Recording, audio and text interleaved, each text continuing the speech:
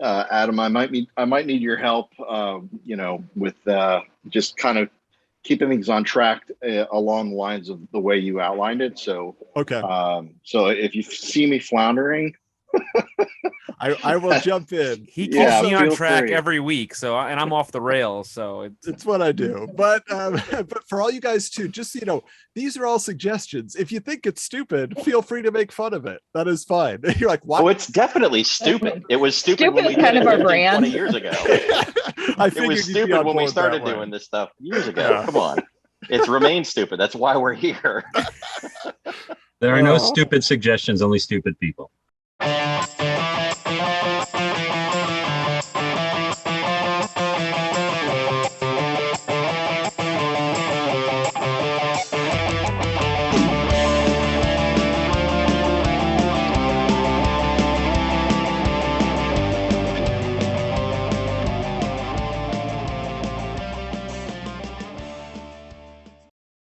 Greetings, geeks, and hello, world. I'm Adam. And I'm Michael. And we are the hosts of Wizards, the podcast guide to comics, the podcast where we re-examine the 90s comic book boom through the pages of Wizard magazine. Now, over the last year and a half, we have been lucky enough to connect with and interview many of the talented folks who gave voice and attitude to magazines like Wizard, ToyFare, Inquest, Anime Insider, and more of your favorite pop culture publications. But we are now in the 30th anniversary year of Wizard, the Guide to Comics. Yes? Crazy. Right here. There it is. This is the one that started it all. And so with that, we thought, what better way to celebrate the 20-year publication legacy of Wizard Press than to gather a panel of alumni who once populated the main office there in Congers, New York, for a fun look back at the house that Seamus built. Arab Seamus, that is.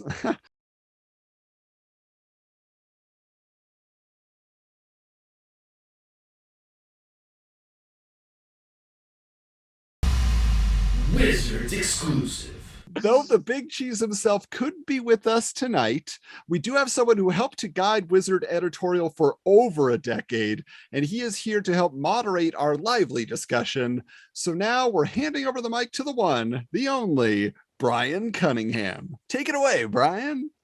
Hey guys, thank you. Good to see you all. This is quite the quite the menagerie of personalities here. So anyway, all right. So yeah, my name's Brian Cunningham.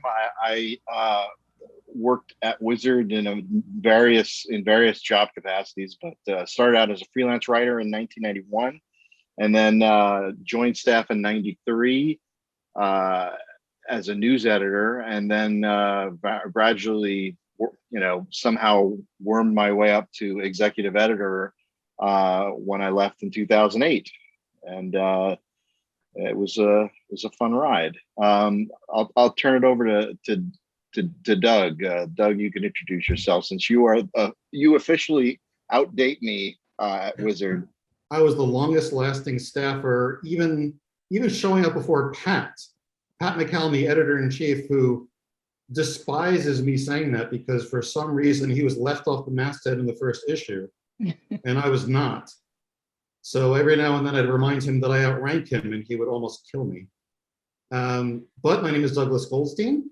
I started out doing data entry in Gareb's bedroom, which is the truth.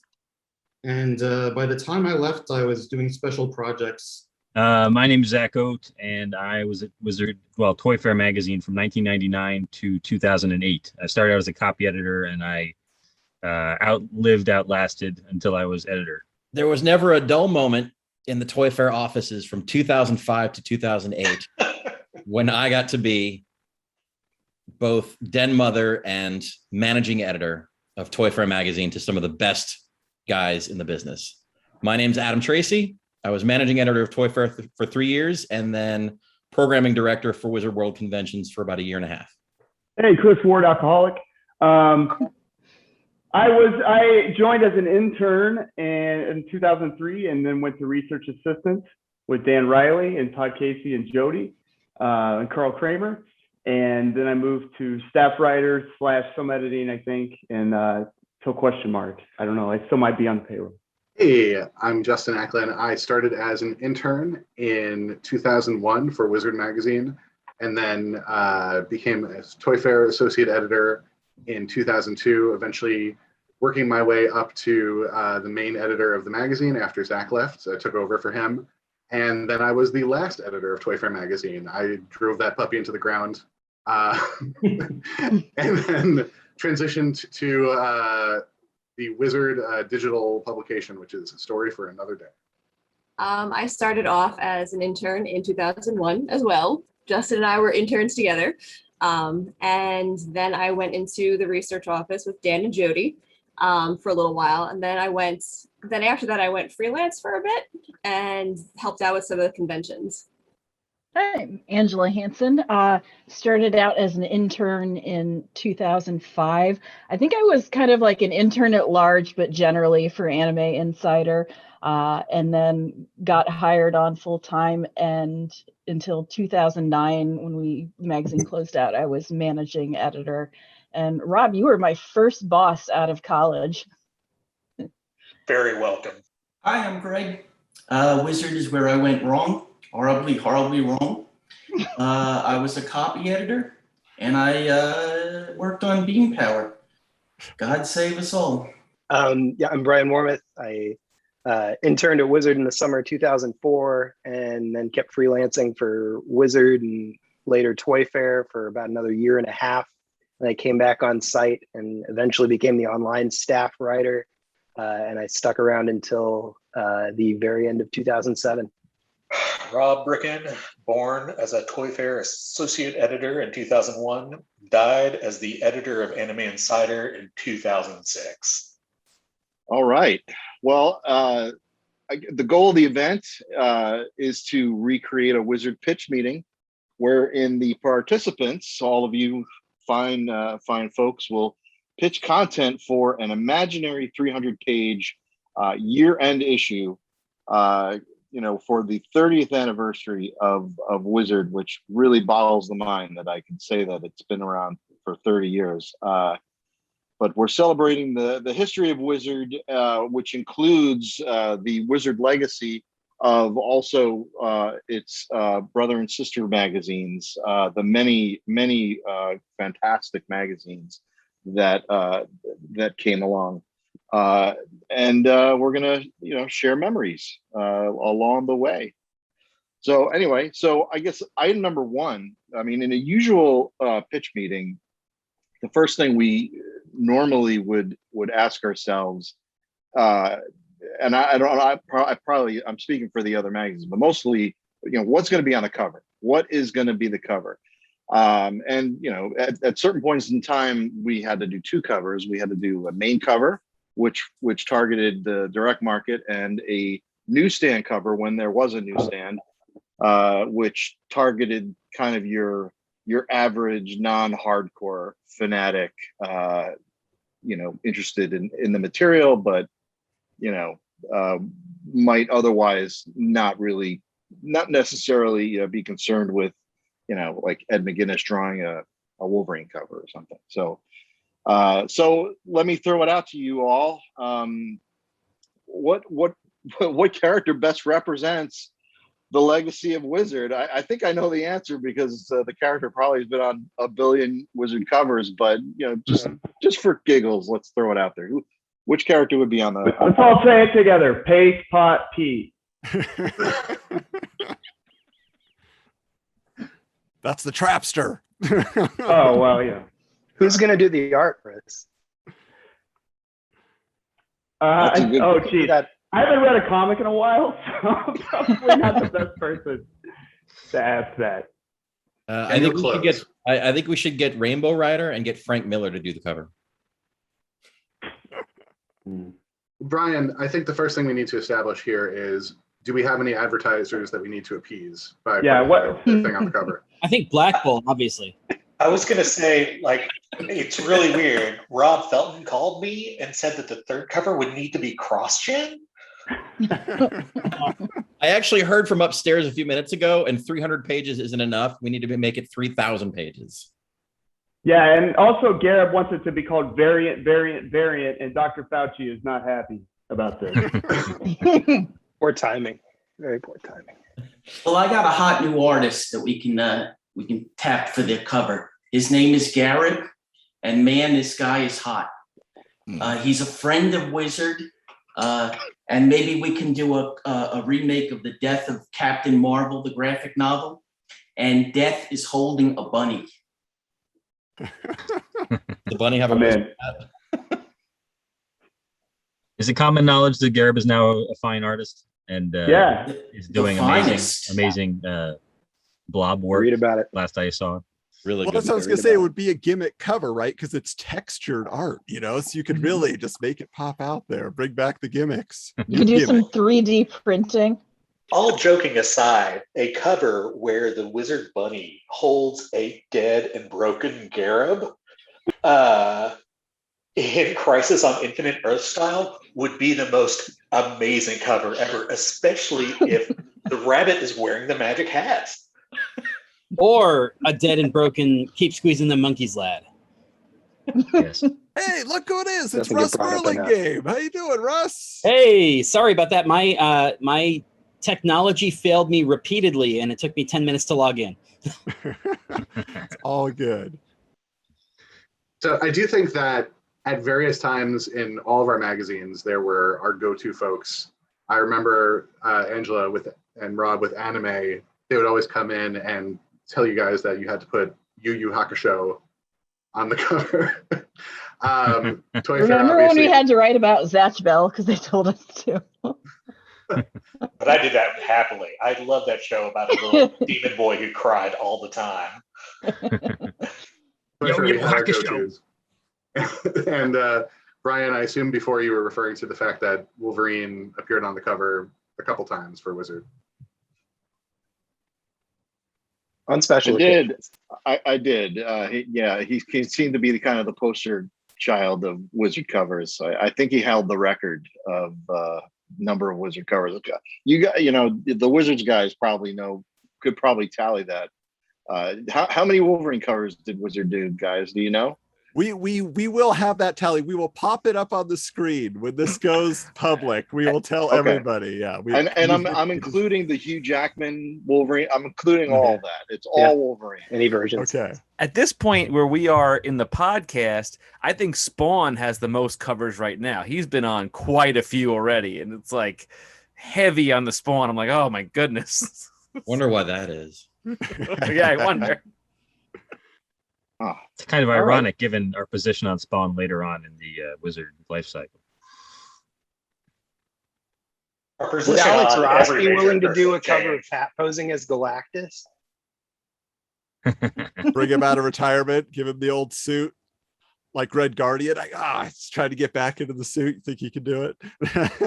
Someone online wanted to know. Someone online wanted to know what happened to those suits, and I actually was wondering too. What happened to that all that stuff? Suit. I believe those are I think those are in Dan Riley's closet or storage right now. Collecting ghosts. Of course they are. He used to dress up as Dr. Doom. He's probably got that one. Yeah. He's dressed up as Dr. Doom right now. I just got him on a phone call. That's a sex thing, so. Yeah. Adam, can I share? Should we do share screen?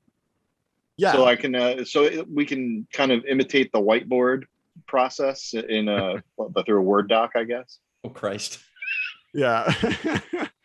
Gotta be authentic, Adam. Yeah. All right, you go ahead. Do you want me to bring in a 42-year-old intern into the room? Adam Tracy's gonna have like PTSD flashbacks here. Please don't show me a calendar. I don't want to know when this is due. Can you create some tracking sheets for this issue, please? Yeah, that made my heart go. That made my heart rate like jump. It's like I don't have shit. Just like every time, I don't have anything. This is going great, Brian. All right, so direct market cover. What shall we do here? What what embodies the 30 years that Wizard? Well, I guess Wizard didn't exist 30 years, but what would you say? 20? Can we Yeah, get 30 20 different years. versions of Wolverine onto one cover? I think we can find them at this point. No, You're we need to probably do right. 30 different variant covers, each one with Wolverine, a different version of him. So, Or her. Or her. Wait, are we pretending it's 2003 or are we pretending it's now? Or is it now? When will I then be mean, now? it's really up to you guys. I mean, we're So doing this it is now as 'cause if it's the a 30th. magazine was coming out now. Yeah. Okay, got it. I mean, I very much enjoyed the Wizard Bunny holding the dead Gareb. I mean, I just feel like that's for direct market, they will get it. Too sad. True. No. The tagline for the cover needs to be the MCU's Wolverine inside, as a huge misdirect, because then we'll just do something about like, well, here's who we'd like to see. Casting call. God damn, that brought memories back right there. yeah, there was amazing- this. There's some an issues that amazing skirted the line. poster. There's an amazing poster of Wolverine from the 90s that I used to have on my wall that I can't believe I'm bringing this up. Brian, do you mind if I share my screen? Because I think we should do a different new artist should do a version of this for the cover. Are you ready? You had this on your wall, Adam? Yep. I was 10. I was 9 or 10 years old when I saw this in the comic shop, and I'm like, Wolverine's so cool, and he's fighting a shark. And what's the signature on that? Everyone else that walked into my room had a different thought. Who did this? Is this a Frazetta? A Jusco? It's looking pretty. I don't know who that is. Oh, Stacy. Stacy did it. Ah, Vito. My God. good stuff. I mean, I feel like that appeals to both Brett White.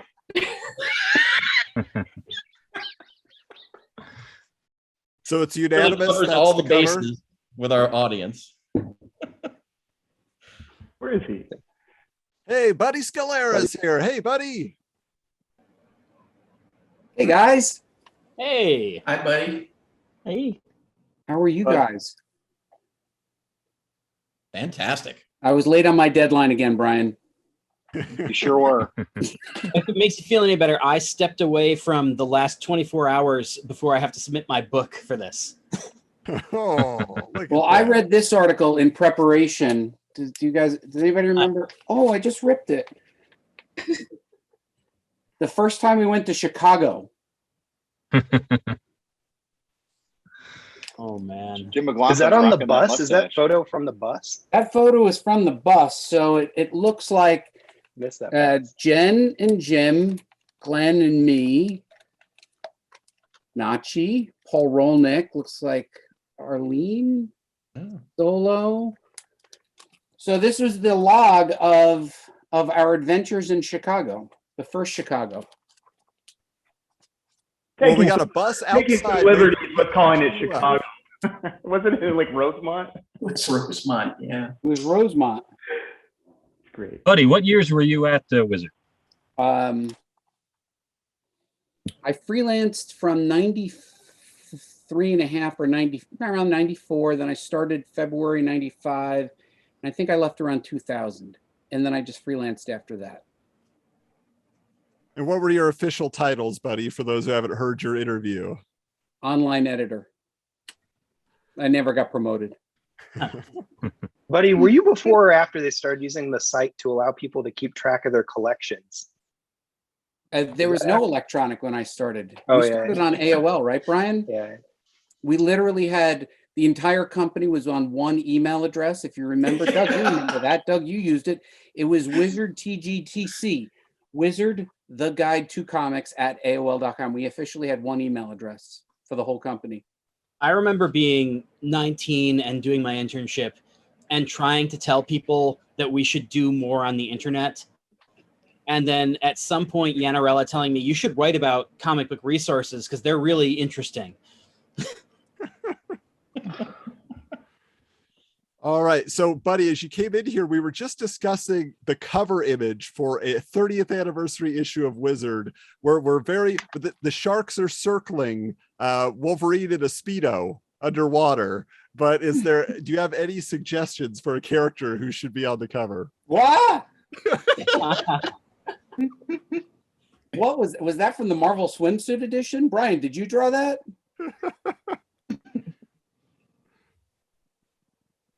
I think it was from the but I love it. Greg, it's from Adam's personal collection. From Adam's personal collection?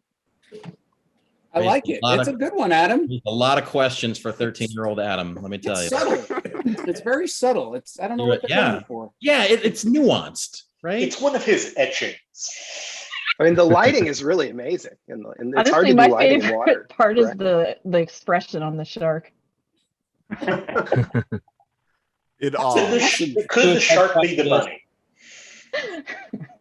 Okay, so misleading MCU Wolverine scoop for the newsstand cover and the death of Wizard Bunny for direct market. Was that what we were circling? No, it was the death of Gareb with the Wizard Bunny holding him. I vote A. I vote I. I vote I.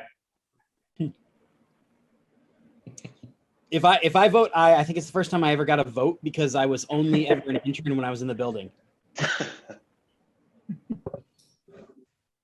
All right. Well, I think it's good. I think we got both covers set. We're good to go. It passes.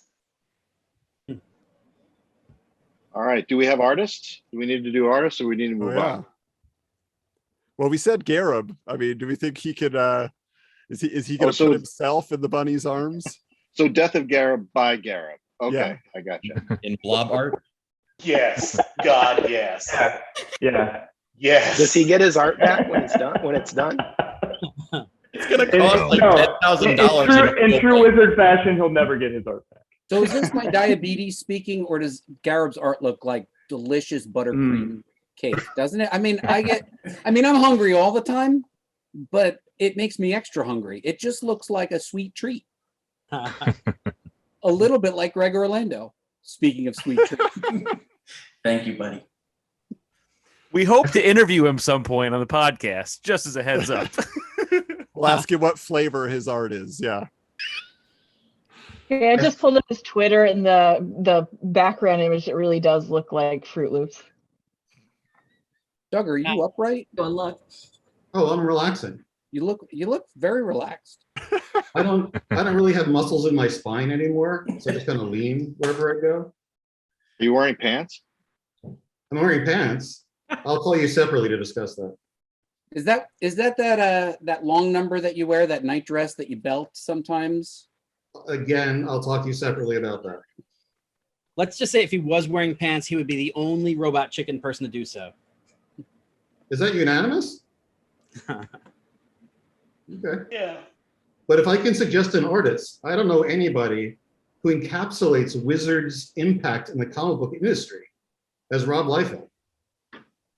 Yes.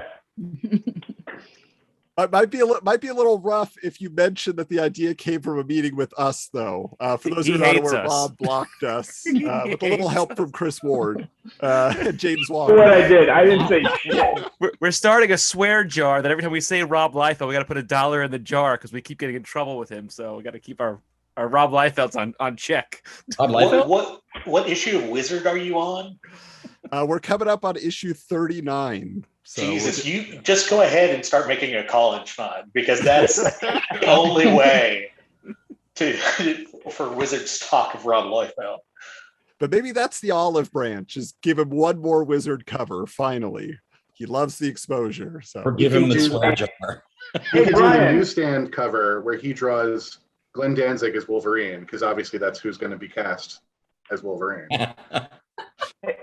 Hey, Cunningham, I brought my original. This is the notebook I used to take notes in news meetings and stuff. Oh, wow. And I actually has it. It says here, write up Liefeld due by June 2nd. Write up Liefeld pitch. Loose outline by week's end.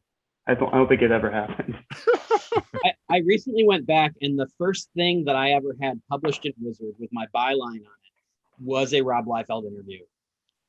I at this moment can't remember what it was, but it was 99, so you can pretty much extrapolate from there. Rob has touched us all. Yeah. So many ways. Not according to the court documents. I knew I was wading into that. All right, Brian, why don't we move on to a feature then? Yeah, that cover is going to be tough to do because isn't it multiple versions of Wolverine? I mean, Rob kind of has one style, but okay, we'll try it. We'll give it a roll. We'll draw one cover and we'll color it differently 30 times. Here, I'll be Rob's hand model for the. Chris Ward with props. I bought these on Amazon. I ready? use them for every meeting I'm in. These are great. All right, so now let's get to pitching feature stories. So, all right, what's the story covering these two cover pieces? What are they? How do we cover the Death of Gareb? Oh my God! Why don't we do? I was gonna say comic books biggest pitch. Isn't that what we always? No, we're not doing that anymore. Okay. About all the crises we face during our time at Wizard, just an extended oral history, and in between each one, we can have Gareb wander through and say, "Hey, have I met you before?" Yes, it could be the toy body Gareb popping up throughout the issue. Oh yeah. Just 20 years worth of magic word, not magic words. What the hell was this column name? From the top. I had to edit that. Yeah, that's why I can't remember anything and my hands shake all the time. Well, Wizard is always great at commissioning its own amazing artwork sometimes for these huge articles. So I suggest we do that. Have a 2-page spread, let's say painting, of Gareb's body on the slab with his chest cavity pulled open for the embalmer to start doing his work. Alex Ross would be all over that, I think. But popping out of the torso is superheroes and anime characters and Wizard yes, the Magic the Gathering cards and all sorts of stuff. I was gonna say, is he gonna be buried with hero clicks? Is that what's inside the tomb? Like exclusives? And a transformer. If we're commissioning art, can we get Ryan Dunleavy to do a cross section of the 151 Wells Avenue building? Yes. Yes. Can we get a quick sidebar on Donato and just about his life? He would defer. About the biggest deer he's killed in the warehouse. And his crossbow that he used to kill things. Since I used to live in his mother-in-law's basement, I think I could write that up very well. Okay, you're in. I know sources. How many pages would this oral history be? It's got to be quite a few. That's at least a 6-pager, maybe a 10-pager. I was going to say 20. I mean, it depends whether you edit out the swear words or not. If this is a 300-page issue, I say 200 minimum. True story. I briefly considered before doing the Josie book that I did, trying to write a book about Wizard and was talked out of it by other Wizard staffers. Just take all of Adam's notes from the podcast and just put that in the book, and that'll be your entire oral history right there. No one has to write anything. He's done it already.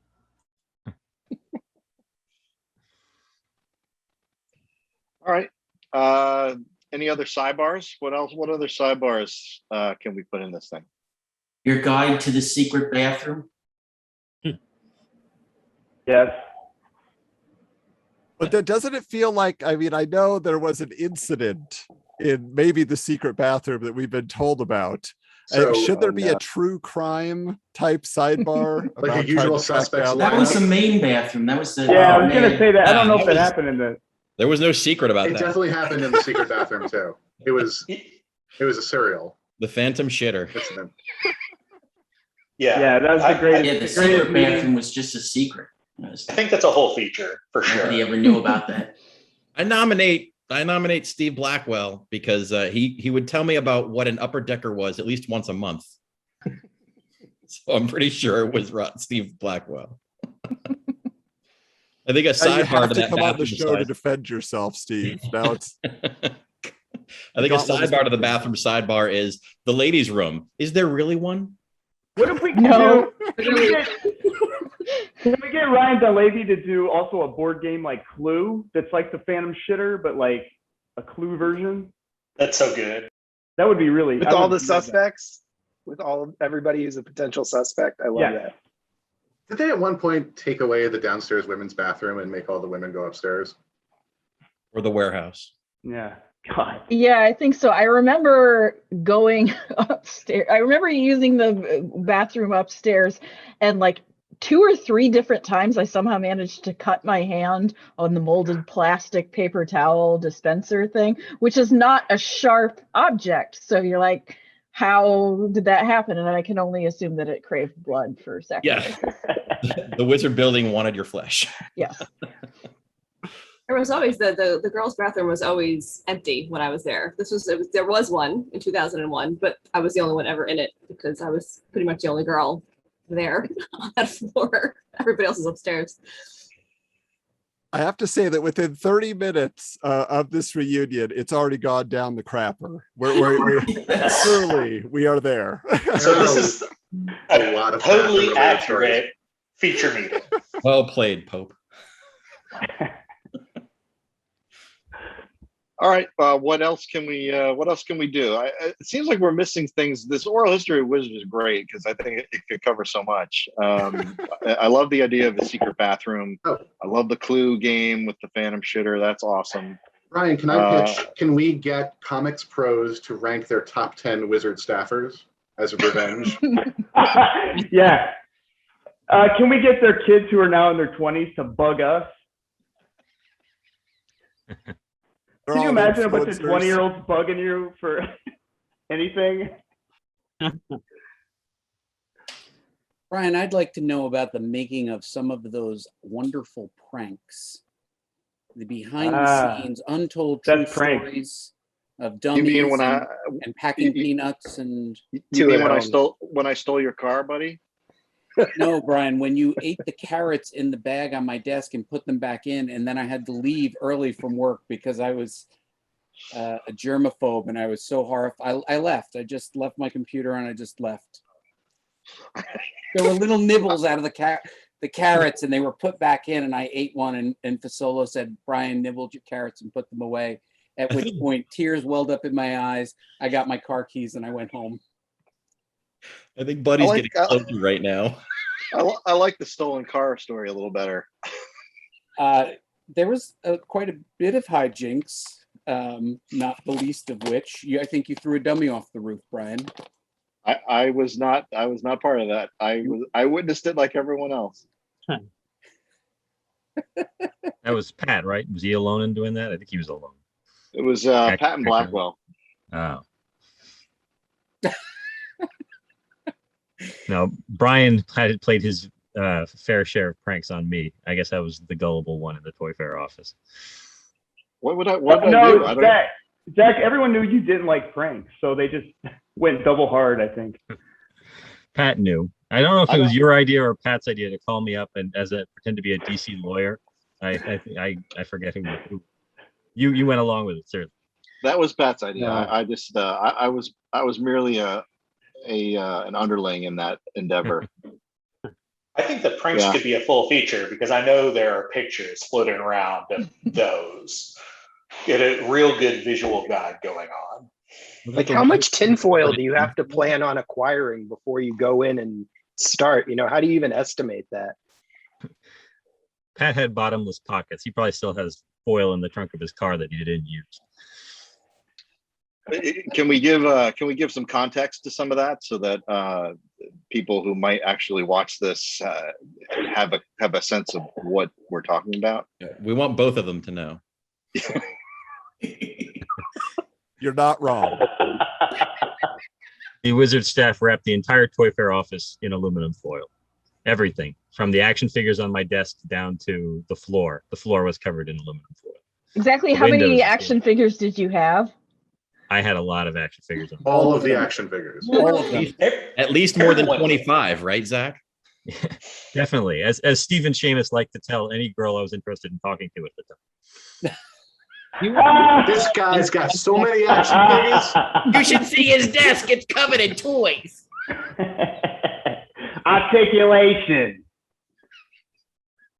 Yeah, honestly, the action figures were part of the biggest shock to my system, going from working at a nerd publication to working for normal. I think I briefly worked at a home and garden book publisher, because it's like, Wizard, we were encouraged, like, yeah, buy lots of toys, decorate your work area. It's super fun. Everybody did it. And then it's like I had all these items, and I took everything with me when it folded. I was like, I can't, like, they've just hired me at this book publisher place. I can't pour out 100 toys on my desk. They're gonna look at me funny. Angela, I'll never forget my first time working with normies and realizing that there are people who I work with that don't know who Bid Fortuna is. It was the strangest feeling. Weird. I want to ask, has anybody had this experience yet? Because I know people don't remember or know what the fuck Wizard is sometimes, a lot of times. And I'll be in a meeting and I'll go, when I was at Wizard, and everyone's like, whoa, what are you talking about? Like, you're a wizard? Like, go back. Like, I can't just colloquial say it. It's just not, nobody knows. See, I've been working at the Geek website for 10 years. And so when I say I was at Wizard, they're just like, holy shit, you're old.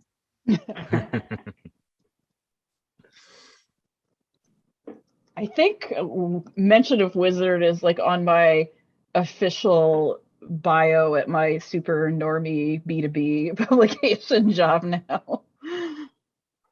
Do Home and Garden magazine employees keep potted plants and hand towels on their desks at work? They didn't at the time, but I got laid off after a year, so maybe I just didn't level up to that point. But I've been writing about convenience stores for a decade now.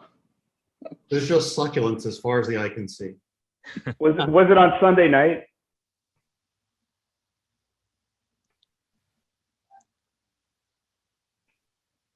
That's a whole other story. Nobody got that. Oh, okay. Now I get it. Okay. That needs context for audience. Yeah, let's give some context to that, Chris. Everything cut out, so I don't know what happened. Because nobody spoke. You killed Nothing the got cut fucking out. room. Not my monkey, not my circus. All right, so shall we move along? Any other pranks anyone wants to talk about before we move it on? I thought the string prank was pretty cool.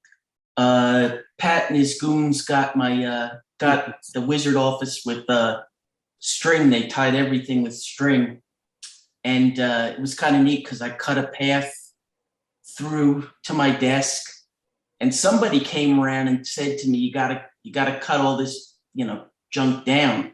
And I said, "No way." I had my own little hobbit hole of string and a little path into my desk. And I worked that way for I want to say 2 or 3 days before somebody else, decided I was being serious, and they cut it down for me. Sounds like a deleted scene from Labyrinth. It was pretty awesome. It was a neat prank. I give Mclaughlin props for that. Brian, didn't somebody fill a bunch of Solo cups? You know those red Solo cups? Didn't somebody fill 1,000 red Solo cups halfway with water and cover the Wizard bullpen? Side to side, yeah. Yeah, it's actually very elegant. Covered the floor with Solo cups, and it spelled something too, right? It spelled April Fool's Day, and this was every April 1st. Every April 1st, it was a string. It was the Solo cups full of water. I want to say there was something else, and now I cannot remember what it was. Somebody's face was photocopied 1,000 times and pasted on the inside of blinds, the inside of people's workbooks. Was that Gremlin? Who was that? That was Greg Orlando. Yeah, Greg was on the Greg. Your face was on the blinds, blown up 1,000 times, right? Yeah. Was that Greg's face in the toilet? No, above that the was, toilet. No, that was No, Gremling, wasn't that it? was Gremling. That's what I was thinking. Okay. He was wishing you have a nice shit. Yeah, some of the, Yes. And we're back. And, some of And those I pranks saw- were recycled.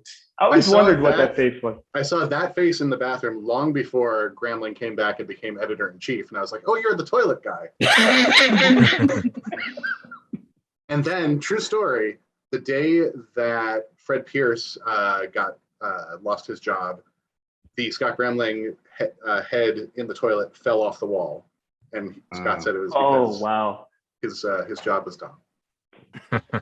I want to point out that a few minutes ago, everyone was joking. There was a moment of silence, and Brian gave a slightly exasperated sigh and said, "Moving on," and tried to get people back on track. And that filled me with such deja vu. That happens at least twice a day back at Wizards. So that was a real. This is total authenticity. I mean, this could be an old meeting verbatim. Do we have Paul There's another Miotti coverage factored into this yet? Do we have what? Sorry? Paul Miotti coverage. Has that been taken care of? Yeah, get him in. Yeah. Hey, I don't know if this is a prank or not, but I wore this shirt sort of in memory of there was an ugly shirt that hung in the intern cave, and I can't remember the story behind it, but it was the world's ugliest shirt, and they made an intern wear it, or they took it from him. What was up with that? They beat him and took his shirt. What year was that, Chris? It was there when I got there. It was like this horrible intern cave, and then they had this shirt nailed to the wall that was really ugly. And it was there for years and years and years. That preceded me, I think. This sounds like I remember it. I got super lucky because my internship started the same day that you guys hired Lawson and Cotton. And so for the whole time I was there, people just assumed I was a real employee. I remember the shirt. I don't remember what it was, though. I don't remember why it there's a was story behind it, but I can't remember what it is. Like it was so ugly they made him hang it on the wall. There's a lot of intern stories, and I feel like that could be a sidebar too, like a diary comic style, True Tales of Intern Hall of Fame. Do we know Intern who Hall of the- Fame? Perfect. Sure. Do we know who the youngest intern ever was? Was it? I know the oldest was. Just a 6-page intern guide, maybe 8-page. The Legend of Man-Turn. Yes, we need to know about Man-Turn. Was the youngest Sputnik? He always seemed kind of young to me. I don't know if anybody remembers. Brian, you mentioned the April Fools. We could do an entire feature, I think, on the different April Fools things from the different magazines, from ToyFare, Anime, and Wizard. I think we got that with the greatest Wizard pranks there, right? No, Adam's talking about the articles. Pranks on the reader, you're saying, right, Adam? Like the pranks we did in the magazine, the April Fool's pranks we did in the magazine. Uh-huh. I'm thinking of one in particular for ToyFare. What was that? The barriers. Oh yeah. What was it? It was the breaking down the barriers. Justin, do you want to elaborate? Wasn't the barriers your idea, or was that you, Zach? It was. We kind of like cooked it up one day at lunch. The barriers was a fake 80s toy line that we invented. And we claimed that it was just forgotten. It was like really obscure, and there was a toy company that was going to bring it back. But we had seeded it for several months. We did, speaking of Ryan Dunleavy before, we had done a huge like 80s art jam that he drew that had like every 80s character you could possibly think of. And we put one of the barriers in there like 3 months before the issue, trying and seed them that they were this forgotten 80s toy line that no one knew about. And then we actually legitimately fooled some people, and it's the best. But there was a lot of really great ones in Wizard as well. I remember. I think Am I misremembering, or did you guys announce like a false Star Wars toy at one time that was like not a real release? Rob, that was the Star Wars holiday special toys. Well, a lot of the April Fool stuff was also had an eye towards like, this is fake, but we hope it really happens. Like the Yummy Mummy, and what was it? Steve Niles doing the General Mills. Yeah, General Mills. The Goonies announcement. Wasn't there a Jeff Johns Goonies announcement? Jeff Johns Goonies, yeah. That was great. Classic. Hoping these things would actually happen, and in some cases are kind of have. So it's weird. The Wonder Twins, Form of Water, the Alex Ross special issue. Did we ever do any April Fool's stuff for Anime Insider? I don't even remember. Like I feel like a lot of the Japanese studios would have gotten really pissed at us if we. You guys could have told anyone else in the building that half of the stuff in the magazine was an April Fool's issue, and nobody else would have known. And we did. Like, we would literally just make up things for, especially upstairs. And they were like, okay. And we would do whatever we wanted because they wouldn't remember any of the titles or names anyway. It was nice being the smallest kid, like the one they gave the least attention to. Wait a minute. That's got to be Inquest, right?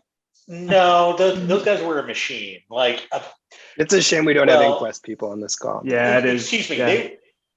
They were cyborgs who did their machine efficiently, like a factory, as far as I can tell. And no one people knew what card games were in theory. No one knew anything about anime. It's funny because I actually did a phone interview for an internship at Inquest before the internship I actually got. They did not opt to bring me on because it quickly became clear I didn't know anything about card games. Could have been other reasons. I know what I feel like believing. Actually, I think the guys upstairs knew one thing about anime, and that was that Pokemon was technically anime. And so Rob was so joyous in his accepting of the order of more Pokemon content. Doug, you did. You're lying. Oh, sorry. No, you're lying. You know, my heart was really with Duel Masters the entire time. I was a Duel Masters guy from the very beginning, and even though I didn't know what it was or who started it or how the card game worked, or even if it was really made in Japan, boy, that was the true love that I brought through, and I hope that came through in every issue of Anime Insider. You were clearly a Mets fan amongst Yankee fans. Exactly, indeed. All right, guys, I'm going to say a deadly word for you, but deadline. We got a deadline. We got to get this magazine out. What's next, Brian? All right. Are we good with features? Can we move on? Real quick, 6-page biography of Bozzy. Yeah. Be still my beating heart. I want to know about her entire life. I don't need it to be salacious. I just want to know who that woman is. Yeah. 2 of those pages would be an electronic diagram of her circuitry inside and what made her work. Just a bunch of gears and clockwork. We're gonna have to go back and cut some of this content, folks. You know, Russ Wooten lived in the same, I think, condo complex as she did at once upon a time. So Russ might have the secret of Bozzy. We don't know the origin. Who was it? Bozzy, for those, do we want to give context, Adam?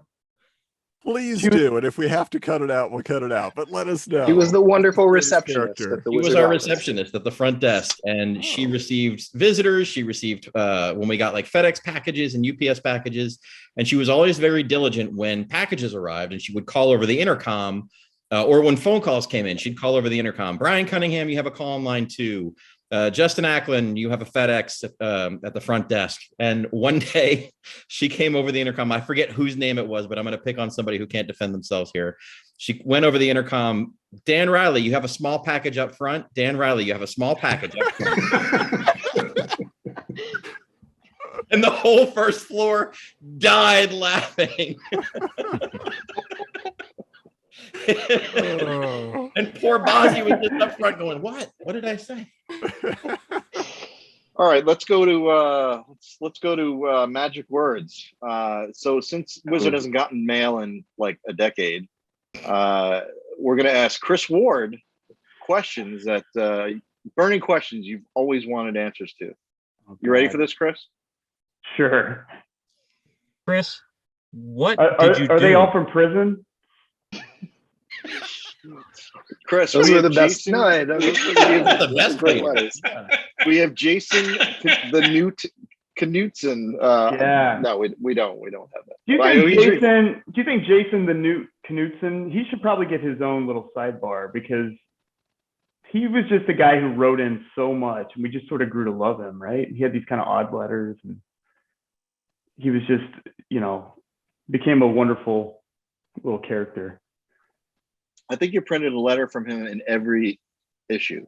I don't think. Yeah, I don't remember why. It's just his, his tenacity, and his jovial nature. I don't know. Contributor.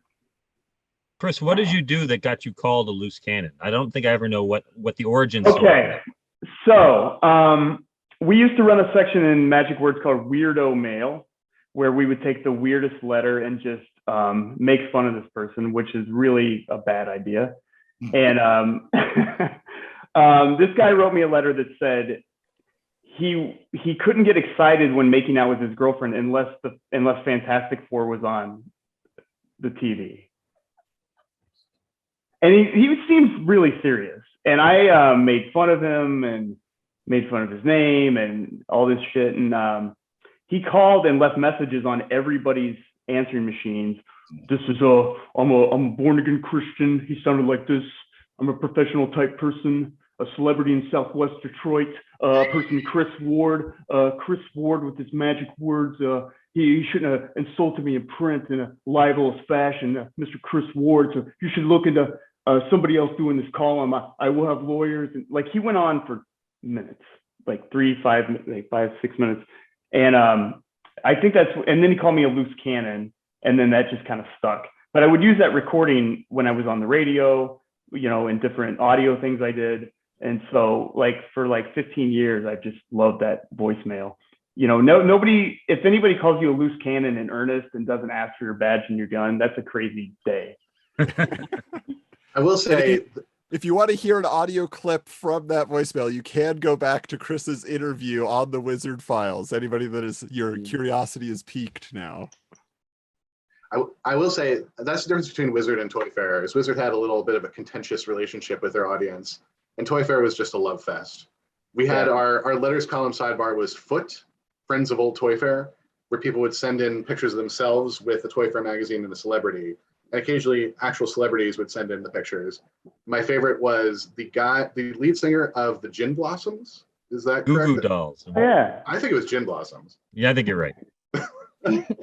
Anyway, send in a picture like they were touring with the Spin Doctors. So there's a picture of himself on stage with the lead singer of the Spin Doctors holding a picture of ToyFare magazine. So there's a great photo of Fred Durst at Woodstock '99 with the copy too. It's wonderful. And just to clarify, the questions for Chris could be questions from the universe as well. They don't have to be just Wizard related. Let his wisdom flow out to you all. Chris, did you ever meet any Magic Words letter writers in person at shows or anything? Thank God. Did they ever seek you out? No. I don't think so. No, I never did. And no one got out of prison and tracked me down. I think you did, and they just didn't have the guts to go through with it. I've had a weird relationship with the public because people who write letters to a magazine aren't, it's the same people who call into radio shows, and those were the people who were my audience for a long time. And you met all kinds of strange people. Like somebody airbrushed a Wonder Woman on a rag in a prison workshop and mailed that to me. So no, I don't think I ever met anybody that I remember. I have a distinct memory. Brian, do you remember? I think we were going to San Diego. It was one of the early shows. And we met some young fans at the check-in booth. And they were absolutely starstruck meeting us. By you. They were starstruck by you. And one of them shook our hands and goes, "I'll never wash my hands." Everyone were like, "Please do."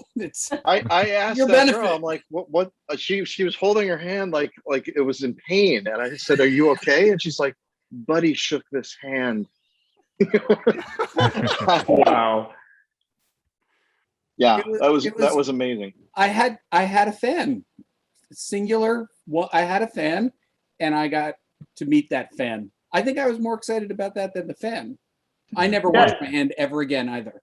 I will say, like, dysentery 5 years later.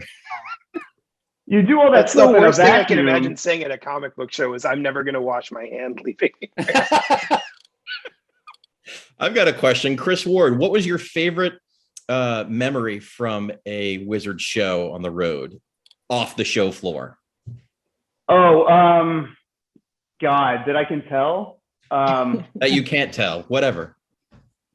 I liked when, I won't say who, I was standing in a group of Wizard staffers. Two of them threw bottles over a balcony and we heard the shatter. And then we heard, what the fuck?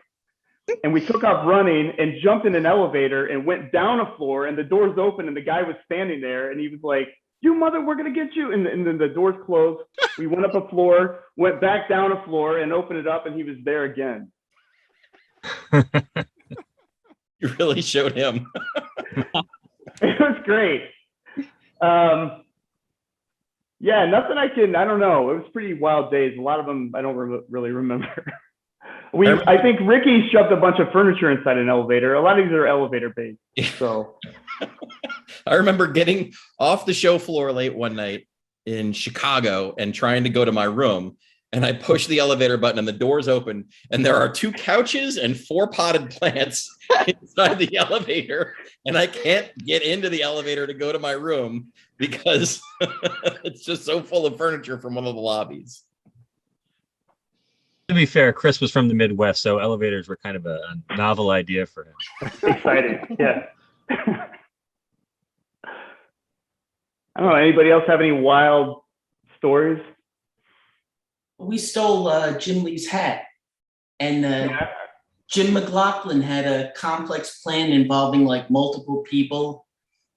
He grabbed the hat off his head, off Jim Lee's head, and then he threw it to me, and I ran to an elevator, go figure, and I threw it off to somebody else, and the guy went down the elevator, I went up. You know, it was a complex maneuver stratagem devised by Jim Mclaughlin. And we made that with his hat too. Incidentally, Greg, that was Chicago in this issue. In that issue I was telling you, I just reread that story. Yeah. It's all true because it was in a diagram. I mean, it was like Robert E. Lee designed this strategy, and it was just, you know, like, or you know, to use a comic book reference, maybe the thinker. Seems more like Ocean's 11 kind of a scheme. Jim Mclaughlin is definitely the George Clooney of this Ocean's 11 heist. Definitely more. I would love to see a photo history of Wizard swag. I was just looking for it, but the one piece of swag that I always admired was that we had Wizard branded box cutters, which always struck me as a mistake, right? Like somebody's dying, bleeding in an alley, there's a bloody, and they go, oh, it has a return address on it. Because why not have a Wizard box cutter? Because there was one guy in the back cutting boxes. We had thousands of them. If anybody's got one, he passes it around. We do, speaking of swag, we got the Big Cheese t-shirt. Oh, man. This is the official Wizard. Wow. Wow. Got his own branded Amazing. t-shirt in the early days. I would imagine that never either seen Brian or Doug has the greatest Wizard swag collection, from varsity jackets to, I don't know, who has the best? Oh, I've got a weird one on my shelf He has here. I have the official Wizard prison shave. I don't know if anybody else has that, but you know, it's Adam, Yeah. show the hat. Show the hat behind you. Oh, it's pretty Here. cool. see, Chris is going to show us this here. Do you remember these dice? Those are awesome. And they've got Milk and Cheese and Madman. Yeah, they were Awesome. here's the board right there. We got them in the archives too, so Wow. we're cool like Chris now. You got one of these? No, Ooh, Wizard nice. Fan Award. Okay. I have so I have this SVHS, which was okay. So recently you did a thing. There was a scavenger hunt where somebody had to go into their boots and skivvies in the urinal. That same scavenger hunt, they had us play this in a Radio Shack, and it's a video of somebody with a Herbert Hoover toy cursing, and then gives you like the number of a Chinese restaurant we had to go to. And so we all went to the mall and played this at different electronic stores and all got kicked out. Hardcore! And congratulations for getting pretty far in this tape, because most people are hardcore enough to get this far. Unlike me, because you ain't hardcore. I'll show you something about hardcore. I'm hardcore. Son of a bitch, you've gotten pretty far, but this is as far as you get. You ain't going nowhere until you tell us to what establishment this phone number reaches.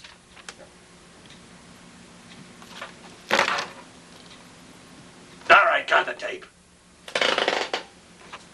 The Wizard scavenger hunts were pretty crazy. I think that would have been a good sidebar to the feature as well. The craziest things you had to find on a Wizard scavenger hunt, driving around Rockland County, New York. What I remember from ours was an uncooked chicken nugget. And as I recall, our team was the only one that got it. And it was just because we went to McDonald's last and they were just like, again? Okay, fuck it. Yeah, happening. Go away. The official fan, I was transferring these tapes and I found the official Wizard Fan Awards from Chicago '99. Wow. Amazing. Some people never throw anything away. See, as a VHS collector, I want that. Who wants I it? hope they've been converted to digital for I preservation. converted it to digital. Who wants the VHS? That was me. Russ and I will fight it out. Yeah, have it. Adam with the VHS people. I accidentally stole the Gen 13 movie on VHS from the library, and I'm still trying to find it. I know it's here somewhere. Yes, I'm anxiously waiting. Accidentally. No, it really was.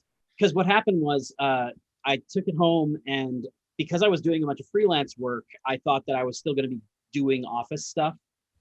And then when my internship ended and they didn't have a desk for me, I ended up leaving earlier than I expected. And I remember 5 years later opening a box and being like, oh, damn.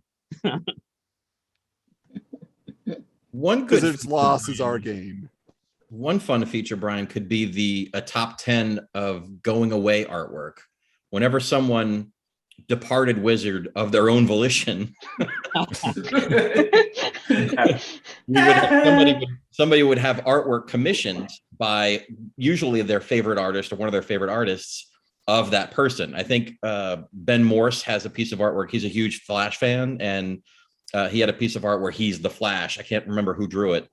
There's a lot of art like that. And Toy Fair, we picked up on that trend where we would have a custom figure made in the likeness of departing folks. Ooh, Zach there's Oates, Iron Zach.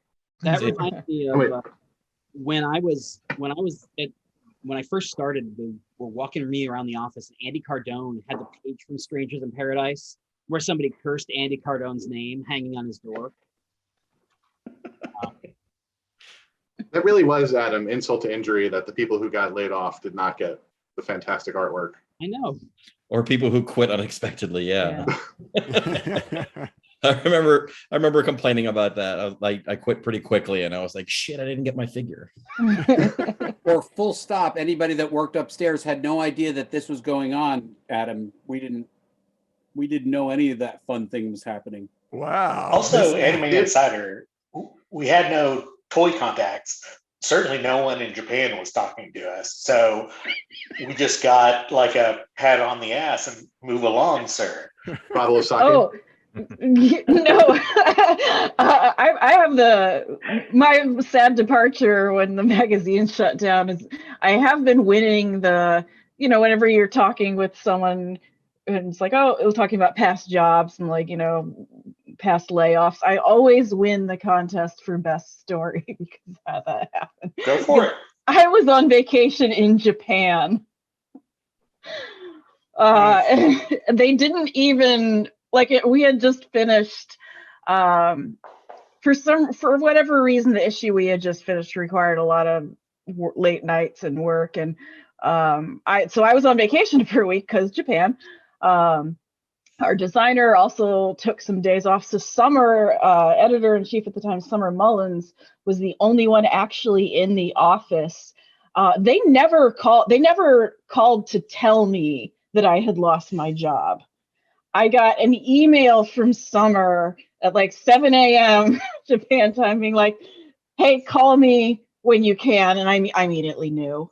So I made a really fast international call from the Ryokon, and I was like, all right, I gotta keep this short because this is gonna be expensive. Are we shit canned? And she was like, yes. I was like, okay, thanks. I'll talk to you when I get back from Japan. Jesus. It cost you $17 to find that out. Yeah. That might be a good transition to our action figures. I think that's next on the agenda. I think you need to have an electronic playset like the old Simpsons electronic playsets where you plug in the characters and they'd say the dialogue. So you'd have the Gareb Sheamus action figure and you'd plug it into different offices around the building and he'd always say the same thing, just hello, hey, how's it going? And then he'd leave, just wander off to the next room. Hello, I'm Gareb. Do you work for me?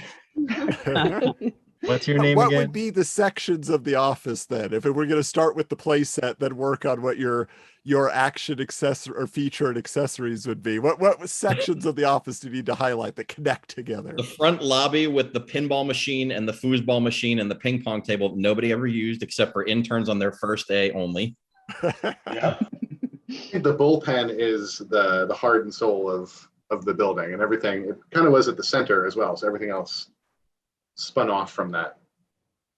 The dark and stormy design office with not a single light on. I think you have to buy the shitty little price guide office to get the piece of the bullpen.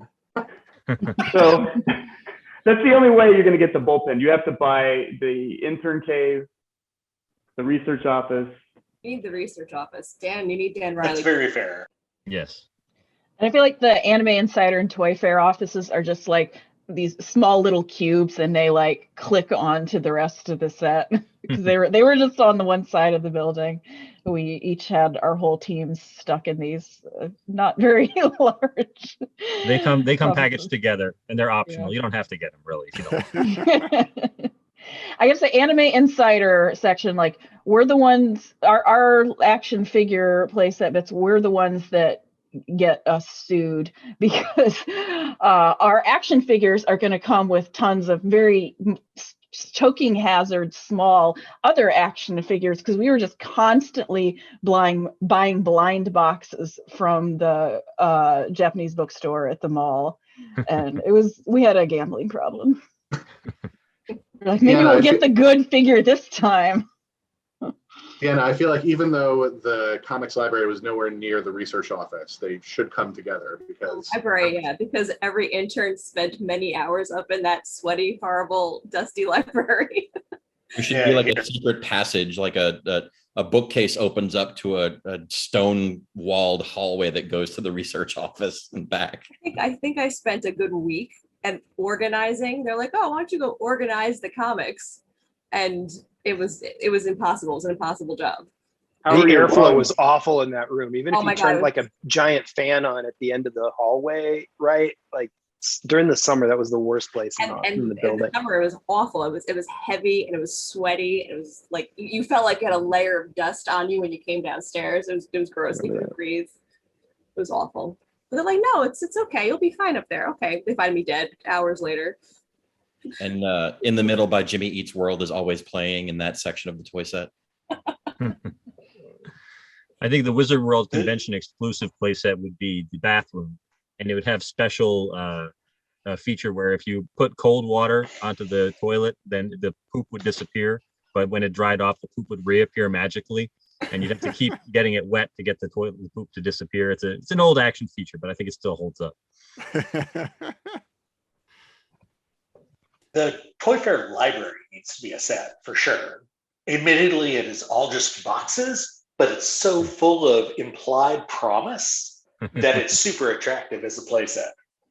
That'd be a lot of accessories in that playset. Yeah, further hazards. It would come with a Mego Spidey that's gold right there.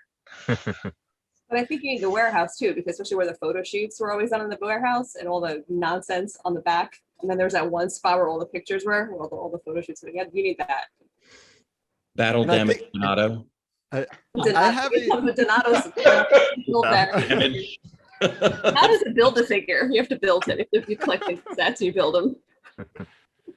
But for A Buddy, little I tiny had a suggestion raccoon. for you, Buddy, real quick. For yours, I think if anybody remembers the old Teenage Mutant Ninja Turtles pizza shooter vehicle, I think Oh, yeah. Buddy's needs to shoot AOL subscription discs. I think just the trial discs. Yeah, Adam and Buddy, you guys have to tell us what the upstairs playset would have because no one knows what goes on up there. Upstairs. I mean, I read the news, so I have some idea of what's going on up there. The conventions office would be furnished like a Southern Victorian home for some damn reason, because somebody got a budget for office furniture, and a lot of phones, just phones, like 12 phones on every single desk. Yeah, Phones and those little calculators that they punch the numbers and do the crank. That's all we did upstairs. We just sit and we kept downstairs running, just punch the numbers faster. All right, Doug, did you have a suggestion as we close out here for what your action feature and or accessory might be for your action figure? For my action figure,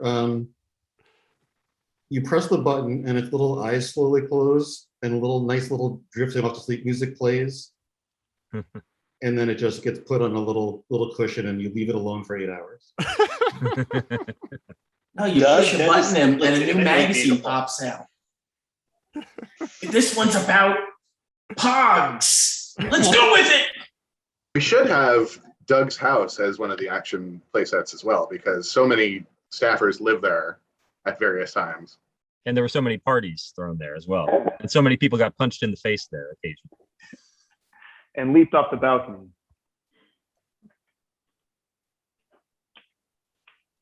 Funny thing about This makes Doug's it action sound like feature- someone died there. It was just a wild time, not a fatal time. Doug's not saying anything. As far as I know. Don't want to incriminate himself. I remember a lot of alcohol. I remember a wheel of shots where you had to spin the wheel as you walked in the door and do whatever shot that was that came up on the wheel. I think that's pretty stupid. But we loved it. It's like, there was an arcade machine in there. There was a Kung Fu. I think James Walker put an arcade machine in there. yes. And then the landlord begged us to turn it off because he could tell him the electric bills the second we plugged it in. Huh. That was awesome. Actually, I think that is a feature that needs to be in this, like partying without you, or you're not invited, you didn't make the list, where you guys tell stories of the Wizard events.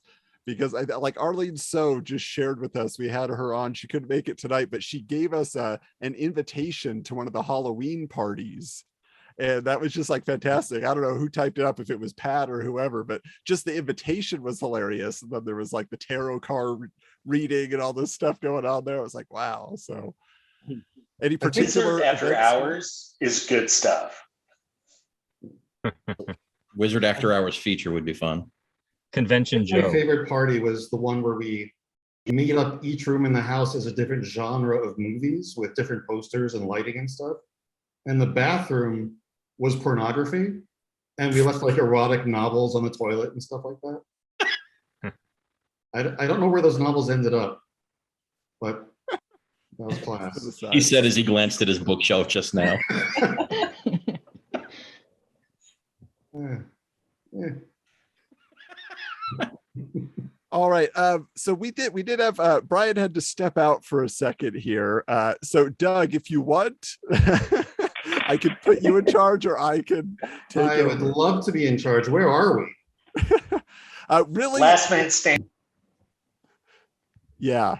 Last man standing, that's where we are? Yeah, we haven't made it very far. Well, like every other meeting. We had original artwork made showing two awesome superheroes or villains battling out from different universes. And we gave our opinion, which was the most important opinion, of who would win. And what I read here is that somebody had the idea that it would be East versus West for this conversation, which manga icons would fight which Western comic book heroes.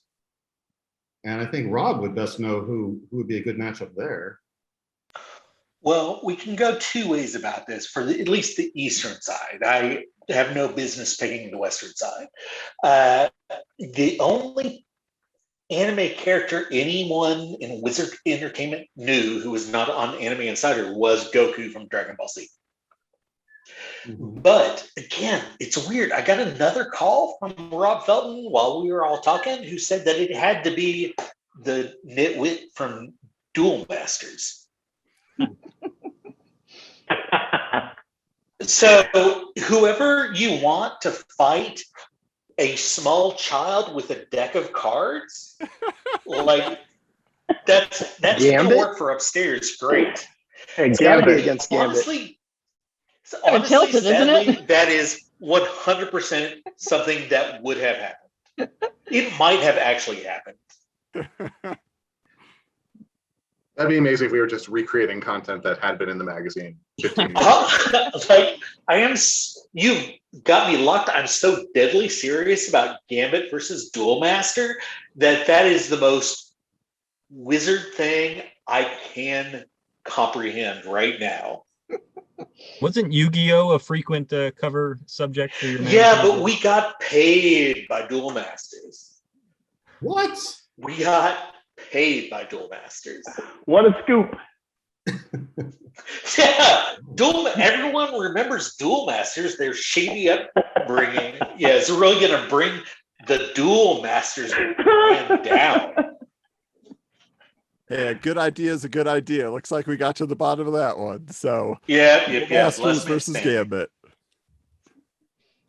Well, I do think one of the things that made Wizards great is that all of us got to put our opinions in the magazines, either by silly little word balloon that said, I like pie, or doing The Last Man Standing. Somebody mentioned this earlier, and I hate it, where we were making fun of the Legion of Superheroes once, and I was bitching that all their names are dumb, like I eat things, lad, and I fly, boy, and garbage like that. And then I joked, there's got to be one called Keep Squeezing Them Monkeys, lad. And to my horror, everybody loved that. And then you guys just ran with it, and it became a character in the magazine. And I just was like, guys. And that lasted like a year or something. When I first started, my first issue was Wizard 99, I think. And so Wizard 2000 was when you guys did the Last Man Standing. That was the Wizard Bunny killing, Keep Squeezing the Monkeys, lad, because you couldn't stand it anymore. That's a good issue then. Neither could the guy in the suit. Yeah. I used to love doing the word balloons. It was actually challenging to do because some days I just didn't feel funny enough, but it was so fun to come up with the right thing. But at Anime Insider, again, one of the Japanese companies, I believe it was Shueisha, it was like big no, like you can't put word balloons on our characters, which would not be such a big deal, except Shueisha did some of like the biggest anime of the time, like they put out Bleach. So it was so frustrated. It's like, oh, I have so many good ideas. I think I did get around it once by in the merchandise section, a couple action figures from Bleach came out. I was like, well, it's fine if I put the word balloons on the toys. That's not doing it on the screenshots. It's fine. But we definitely captions too. We know your pain, Angela, because there was a famous point where the DC Comics characters mysteriously disappeared from Twisted Toy Fair Theater, never to return again. Oh, no. Well, yeah. And then suddenly these new characters appeared: Bat Pumpkin and Squash. Sidekick Squash. And their arch enemies, the Juicer, Crazy Cat Lady. There's some more. I love it. But Doug, your example of Keep Squeezing That Monkey's Lad is a great illustration of an important lesson that I learned, partly at your feet from the magazine, which is never suggest something in jest that you don't want to see actually show up in the magazine. Anyone else have a memory of something? Did I say how glad I am that my articles aren't archived online anywhere? We're working on it. We're working on it for you, Chris. For all all you who put in the hard work. We're going to see if we can't create a source for that. So You're dedicating internet space for that? Oh no.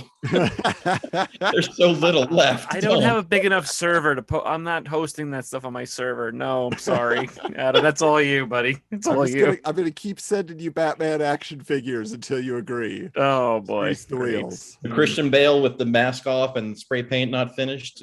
Batman action figures. I've got about 4,000 of those in my basement right now. I made a fort. That's pretty funny. I'm not kidding. I believe you. I'm kind of wanting one. Not gonna lie. I think we gave those away at the Wizard Wheel in at conventions for about 4 years after they were made. It was one of those in the last year we had maybe 50 left of them, and it was the year that I worked in conventions, and we would bring boxes and boxes and boxes of these things to shows. And we would come back with boxes and boxes. We'd, only get rid of a few. And at the last show that we had them, we were giving them out like hand over fist. And people were winning them. Were like, oh, just constant disappointment sighs the whole day. It was a really proud moment in my career. Prior to doing this podcast, I was strictly limiting myself to just getting Funko Pops and Hot Toys. And because of Adam, I'm going back into the 80s and 90s and rebuying all this shit for triple the price that I paid for it when I was a kid. And I'm like, oh my God, I have all this crap in my house now. It's unbelievable. They're just sitting in containers. You're muted, Adam. Busted. That is the perfect segue for our next feature, I believe, Doug. Yeah, this is a special episode of this podcast. Where do we think Wizards' responsibility or culpability lied in feeding the collector's mentality of the 90s and beyond, leading to the current craze of slabbing their comics and outrageous prices and stuff? Do we believe that Wizard had a part in that? Let's ask J. Scott Campbell. Yes. Yes. Yeah. I've got a fun thing. Answer. Everybody put your hands up. Everybody put your hands up. All 10 fingers. Everybody put your hands up. On a scale of 0 to 10, 0 being Wizard had nothing to do with it, and 10 being it's fully responsible and should be sent to Taiwanese prison. How culpable is Wizard in the current state of affairs with comics? 0 to 10. Go. 10. All right, Brian Warmoff, calculate the numbers for me. What are you seeing the average is? Come off mute, and what's the average? So I'm doing the math right now. I'm trying to find the mean, and I want to calculate the mode and range first before I come up with a final answer. But I think if we balance out the algorithm to produce the most accurate representation of the normal number of fingers being shown right now, it's probably 10. Well done. I do want to say, and please people say if I'm full of shit or not, the only time I ever remember someone saying, let's do this to influence people, instead of just covering what was hot, was when people said we should cover Valiant more because they'll bring back good writing the same way Image exploded with the artwork.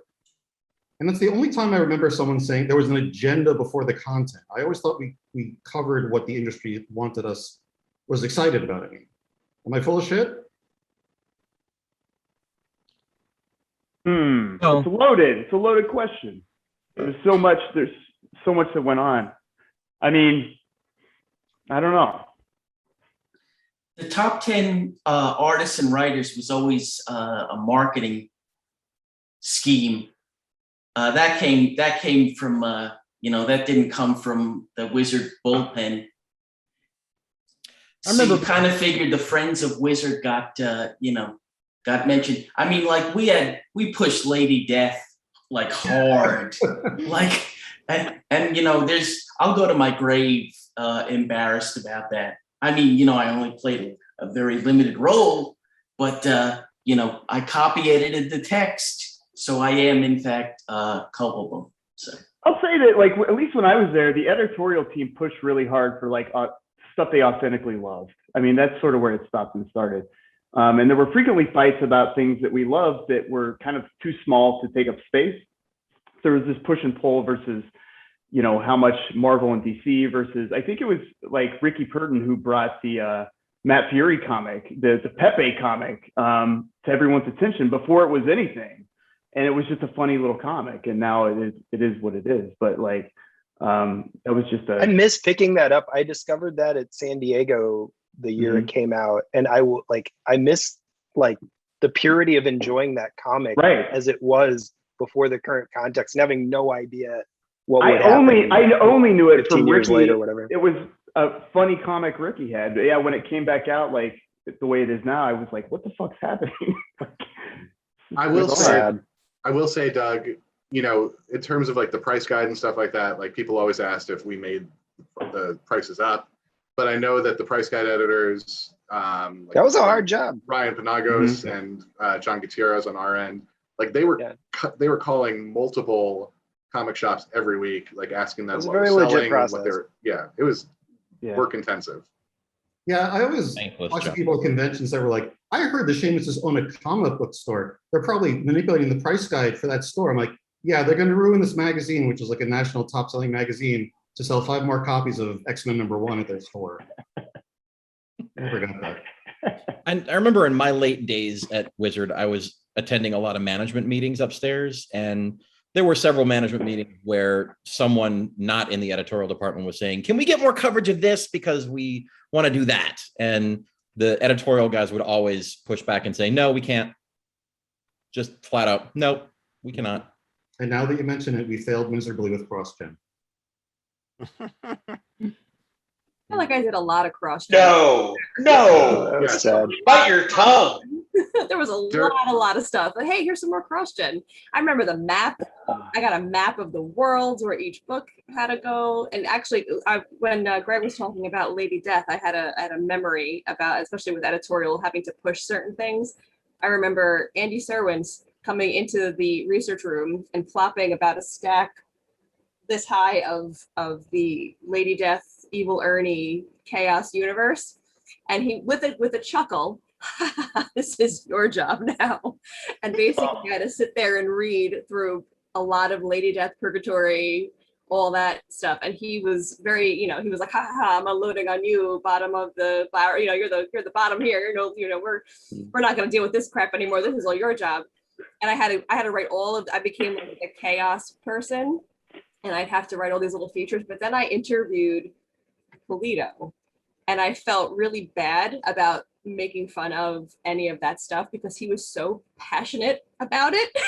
And he was such a nice person, And I said to Andy, I go, you made a joke about this, and this isn't the best.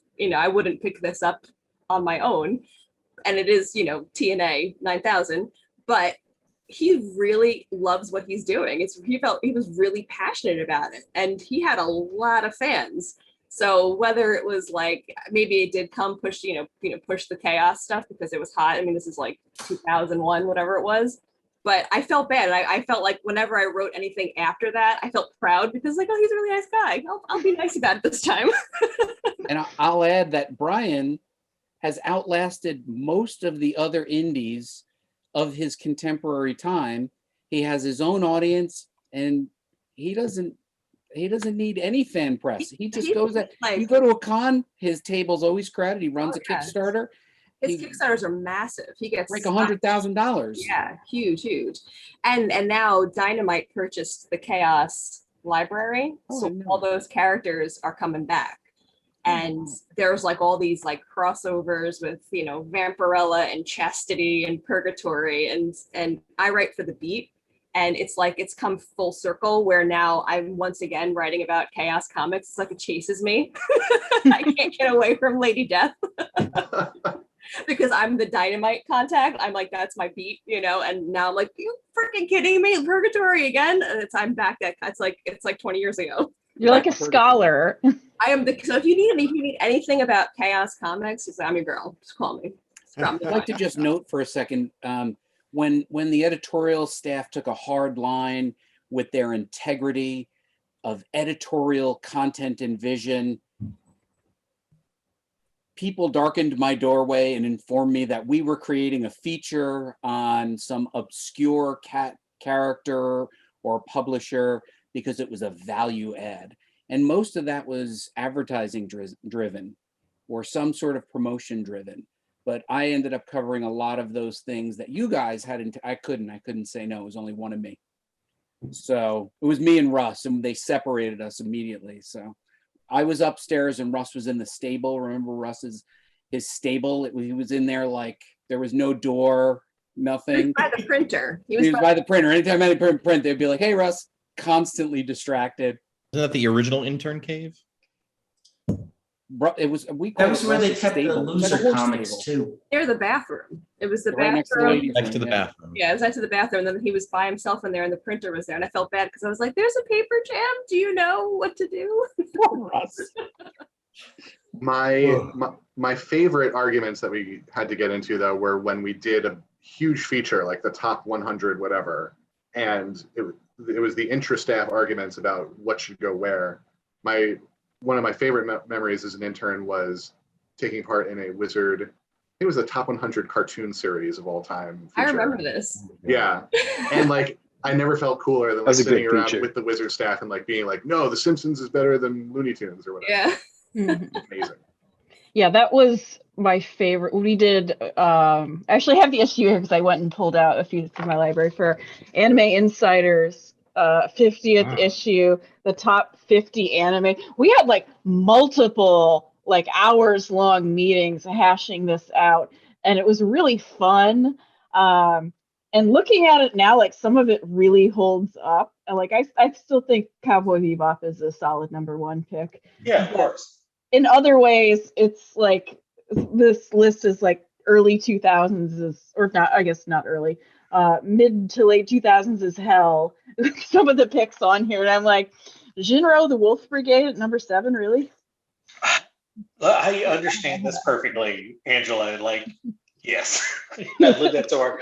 But I also lived so many of these Toy Fair meetings, and it was special because like we would do the top 25 Star Wars toys of all time.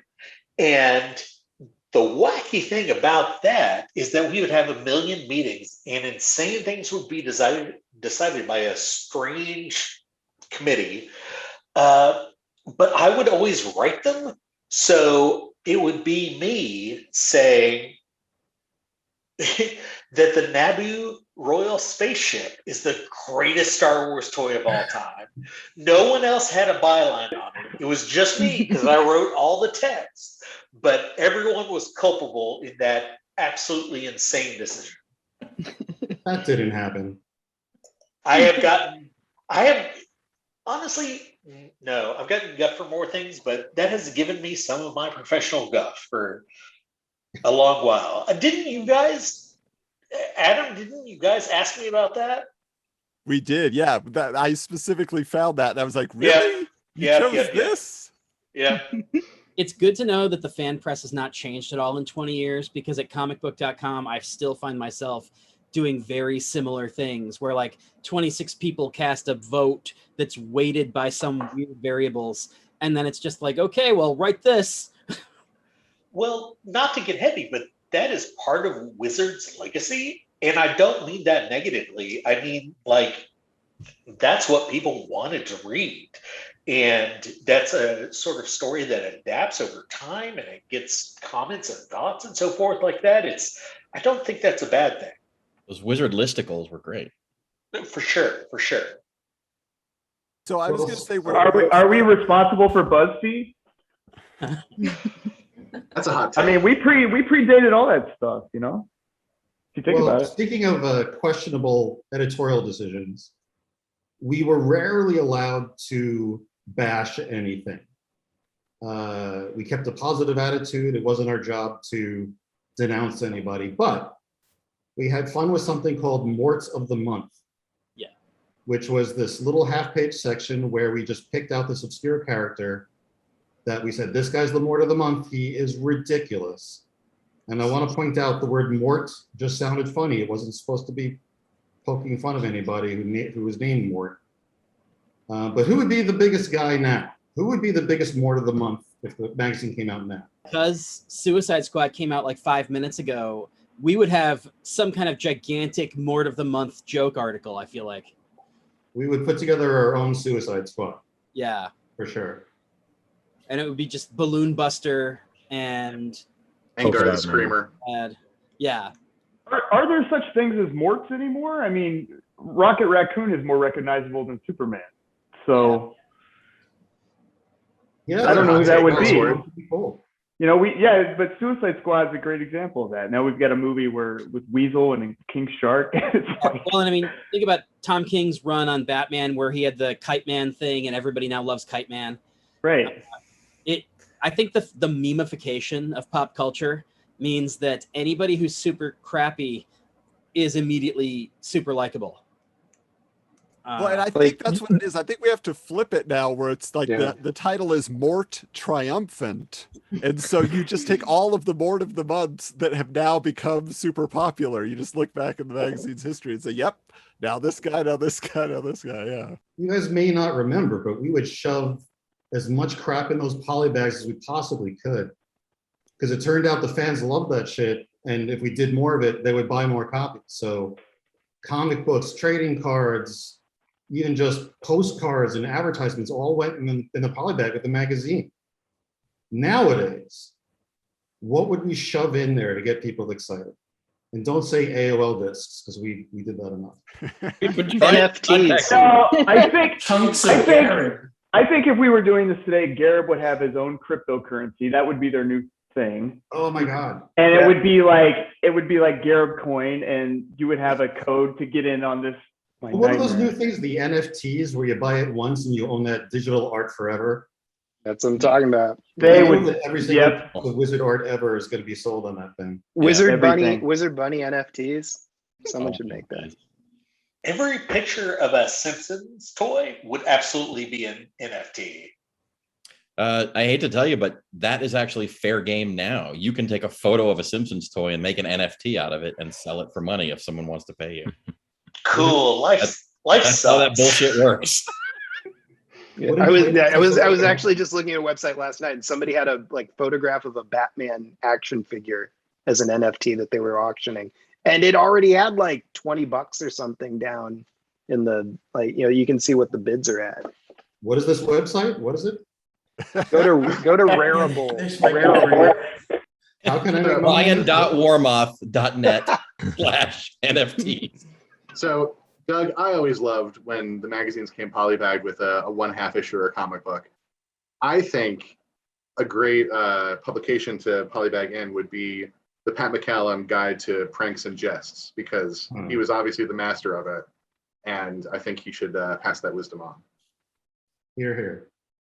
A wizard face mask? Definitely. Definitely. Yeah. Definitely. Is anybody selling superhero face masks yet? Oh yeah. I mean, they got to license that. That Olympian had a Hulk face mask. I can't remember her name. Or like the Optimus Prime face thing with the face. Oh, there's got to be. No one's doing their job anymore. I saw a guy with the Shredder mask, and that was good. Cool. Mine just says Josie and the Pussycats is the best movie ever. Join the army. So. Agree. Is that a segue into the plugs, Adam? I know. It seems like we're about ready, right? But yeah. So, were there any other ideas for pack-ins? Anime Insider. What do you think should? Speaking of the masks, though, on our TeePublic store, you can get a Wizard's face mask from us if you really want one. But it's not Wizard. It's Wizards with an S. We don't get sued. I'd be denying my ToyFare roots if I didn't suggest a Faker variant where he's actually blue. Like the Faker variant for the 2002 cartoon that we did for ToyFare was like one of the proudest moments of my life. Yeah. Because it was so personal. It's crazy. Indeed. So let's do that. Or we could pack in Adam Tracy's lightly used Wolverine poster. Why not both? Lightly soiled. Is it? Yeah, I was gonna say, is it lightly used? Can we add in Heavily my stained Cowboy Bebop misspelled poster? Is that the one where you were quoted as saying it was today's hottest kind of cool? It was. The line is terrible. I forget how they messed it up, but yeah, it's. Wasn't it like hottest? Yeah, pretty much. I think in honor of Bean Power, though, there needs to be a Wizard Beanie Baby also that is just made available again. No, Buddy is not on board for this. A wizard rabbit is a Beanie Baby, yeah. Hey, see? I'd like to propose a new Wizard scavenger hunt. And what you need to find is our custom Twisted Toy Fair Theater Amigos, because they just disappeared when the office shut down and nobody knows where they are right now. Oh no. Have you checked Heritage Auctions? They're not at the Smithsonian? No? Didn't make it that far? They should be. In a museum. Those Migo customs were intense. Well, Adam, is it time for the good night section? I think it is. This has been fun. Well, what's written on my screen is good night. All panel members sign off and plug any current projects. So my screen is just a mess of windows. So maybe Adam, if you want to take charge and run through who's I'll just take it from here. We'll go start with my namesake, Adam. Anything you want to plug at this time? You want to point the people to? Can they get a hold of you anywhere? You can find me on LinkedIn. Hire me, please. No, I have a great job. I work for a coaching and training company, teaching people how to speak better and present better and give better meetings. One of the little tools is the body poll that we did earlier. It's a lot. We could have used a little of that shit before we started. You already ahead of the game, man. I'm a coach. I could give some tips. And like, here we are. It's over. You're uncoachable, Chris Ward. You're a loose cannon. Exactly. Jesus Christ. It's called Life Hikes Own the Room. If you're interested in getting better at speaking publicly or get rid of your stage fright, Own the Room Life Hikes. Nice. Mr. Zach Oat, where can people find your wares? I'm at Diamond Select Toys now, but you can find me on Instagram and Twitter. I'm Zach Oat, ZACHOAT. And I also have an Etsy shop where I sell t-shirts. 24/7 Magnum at Etsy.com. They're awesome t-shirts. Thank you. They are. And also my toy photography too. Wormuth, are you wearing one right now? I'm wearing one of Zach's t-shirts right now. You're kidding me. Wow. No, it's awesome. Manly Movie Mama Jama #5. That's awesome. Nice. No better endorsement. Deanna, where can people read what you're writing?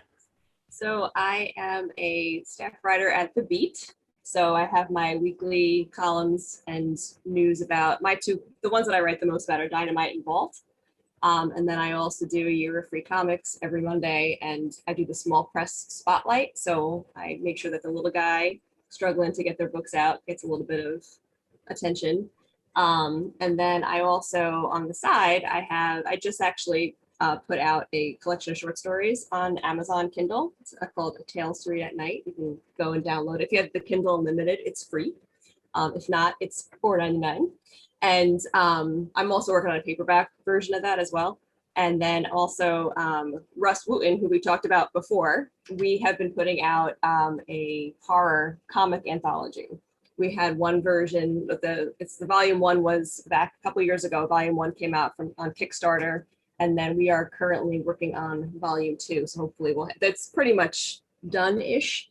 So hopefully we'll have that Kickstarter soon. And actually Mike Fasolo, the famous Mike Fasolo, he wrote a story for that as well. Fantastic. Yeah. So there's some wizard history wrapped up in that project. That's great. Angela, how about you?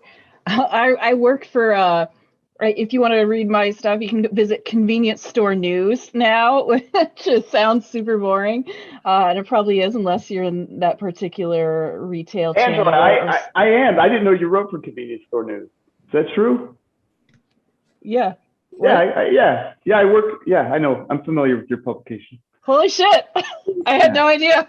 Oh, yeah. I used to read that site all the time, Angela. I started a retail site maybe maybe like 8 years ago, Mhm. 8-ish, 9-ish years ago. Yeah. We used to read that all the time. But I'm on the food and beverage beat, including alcohol, so it's way more fun than you would think because I get good samples. What are your pack-ins like?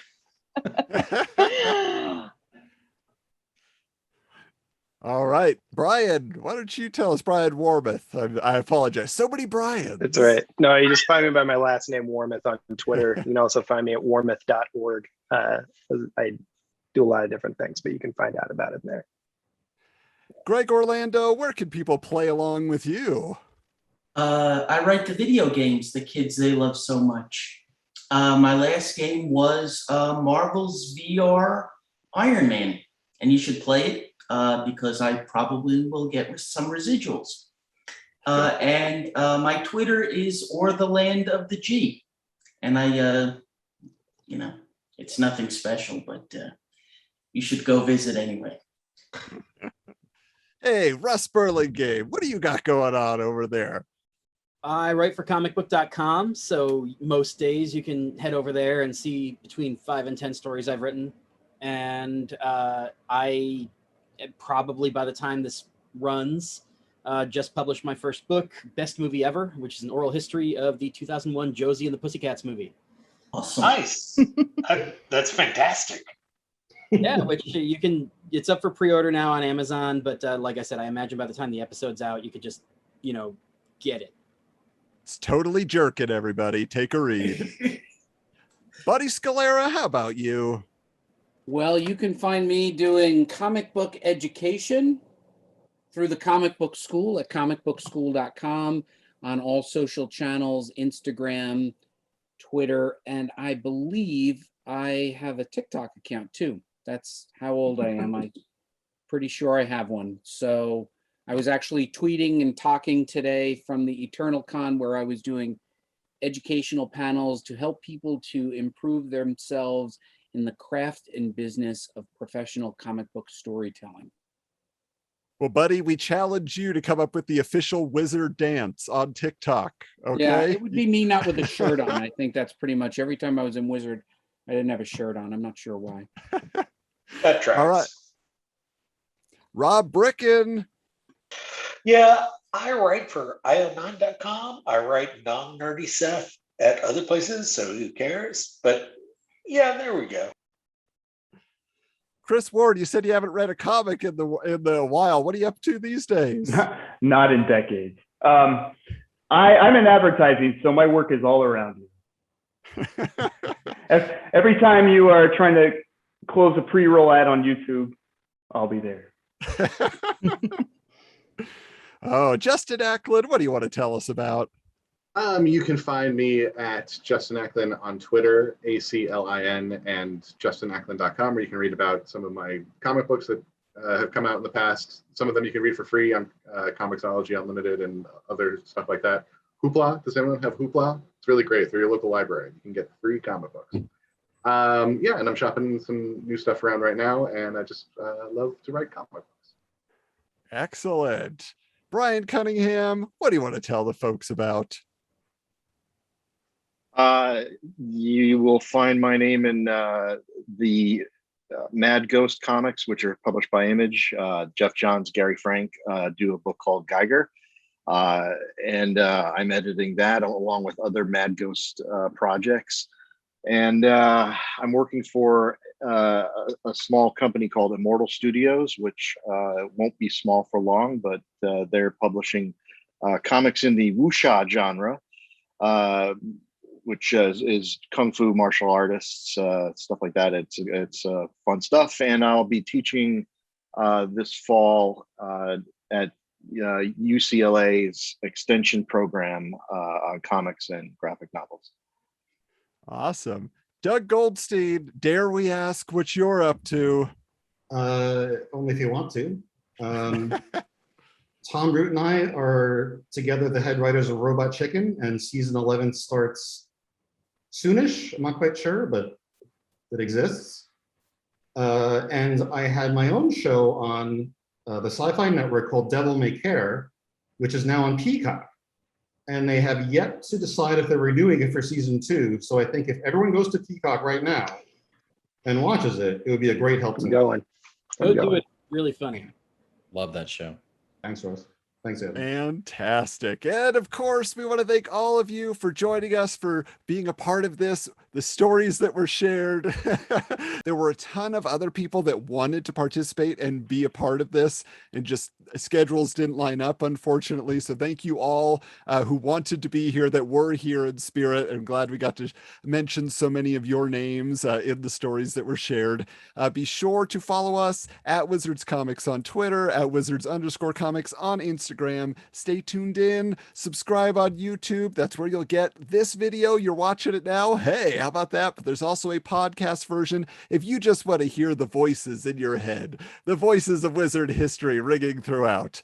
Then be sure to download that. And again, thank you all for joining us, and thank you for listening. So until next time, keep your books bagged and boarded.